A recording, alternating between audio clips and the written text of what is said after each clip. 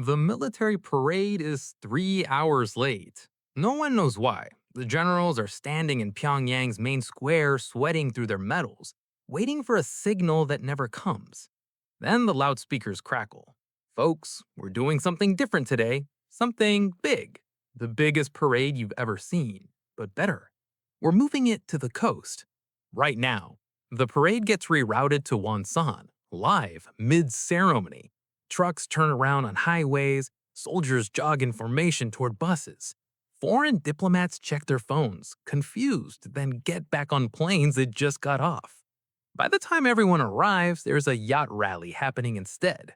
Trump's face is on every sail. This is day one. The palace gets renovated immediately. Gold fixtures in every bathroom, marble everywhere, even the bunker. The portraits of Kim Tu-song stay up, but they're reframed. Bigger frames, gold trim. Someone suggests that's disrespectful. They're sent to work on a new resort project in Rasan. Construction starts that week.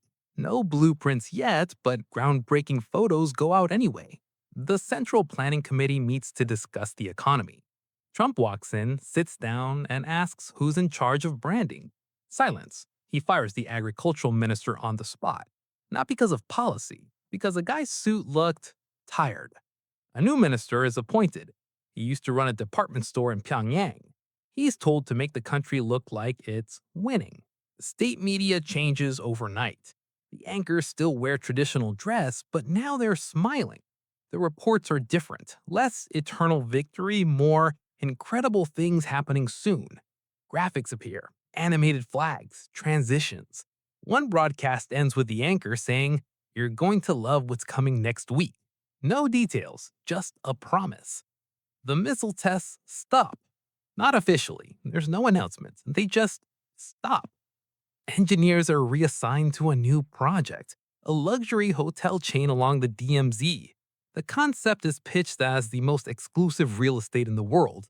Technically a demilitarized zone, technically a resort. The UN Security Council can't figure out which sanctions apply. Meanwhile, Dennis Rodman is appointed special ambassador for sports and culture. He arrives in Pyongyang wearing sunglasses and a fur coat. There's a basketball game that night. It's broadcast live. The North Korean team wins, but the score seems negotiated. Rodman gives a speech at halftime about friendship. It's barely coherent, but people are crying in the stands. Then Trump calls South Korea.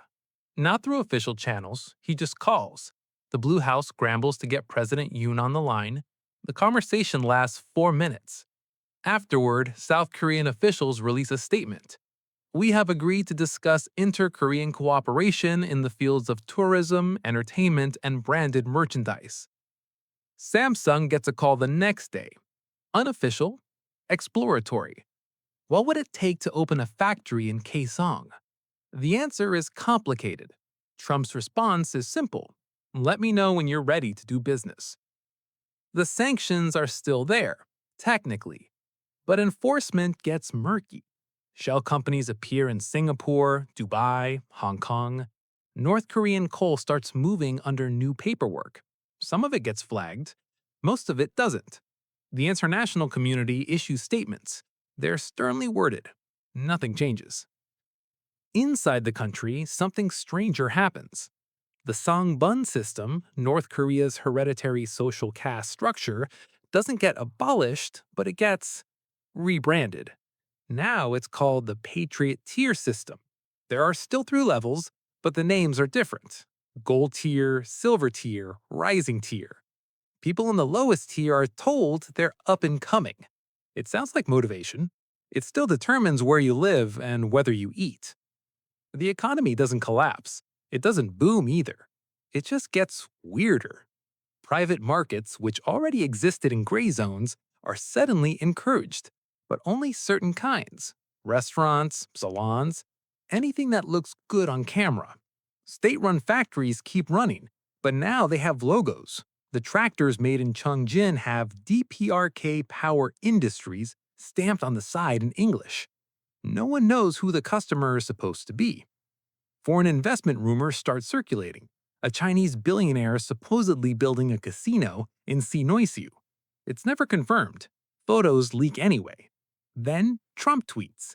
Except North Korea doesn't have Twitter, so state media reads the tweet aloud on television. Big things happening in North Korea. Many people want in. We'll see what happens. Could be great. The people don't know what to do with this. For decades, the message was resist, sacrifice, endure. Now it's wait, something's coming. The propaganda posters change.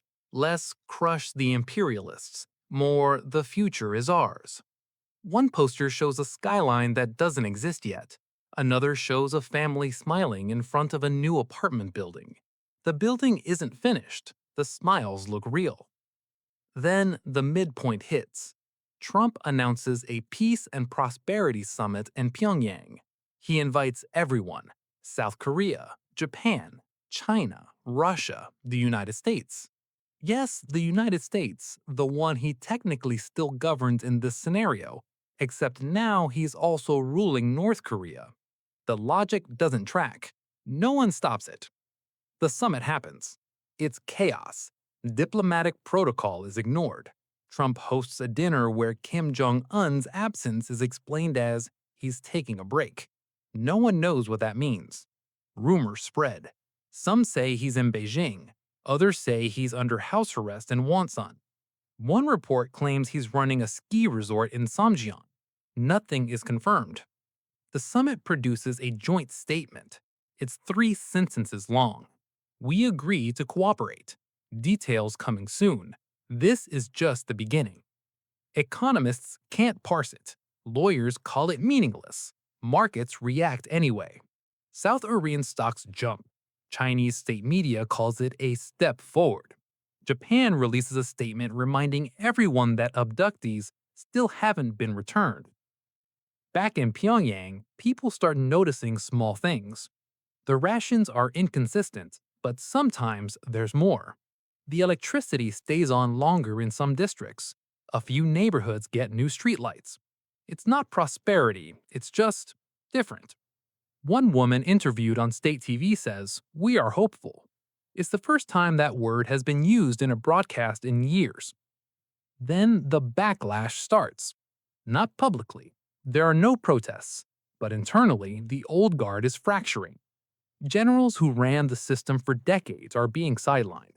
Some are reassigned to advisory roles. Others disappear quietly.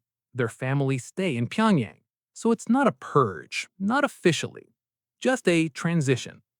One night, a convoy leaves Pyongyang heading toward the Chinese border. It's not reported. Satellite images pick it up anyway.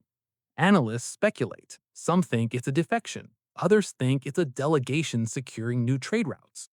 The truth is, no one knows. The convoy comes back 3 days later. No explanation. And Trump keeps talking.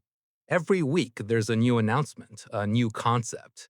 We're gonna have the best schools. The military is going to be smart, not just strong. Tourism is the future. None of it is policy. It's all direction. The bureaucracy scrambles to turn vibes into directives. One ministry creates a department of image. Another starts a national winning initiative. The documents are vague. The goals are impossible. But everyone is working, constantly. The system hasn't collapsed, it's just been set to a frequency it doesn't recognize. And the world watches. Because this isn't sustainable. It's not stable. It's not even clear if it's real. But it's happening, and no one knows what comes next. The final broadcast of the year is different. The anchor looks into the camera and says, "Next year will be the greatest year in our nation's history." There's no evidence, no plan, just certainty. The screen cuts to footage of the Wonsan coast. The yacht rally is still happening. The sun is setting, the sails are gold. You realize no one has said the word revolution in months.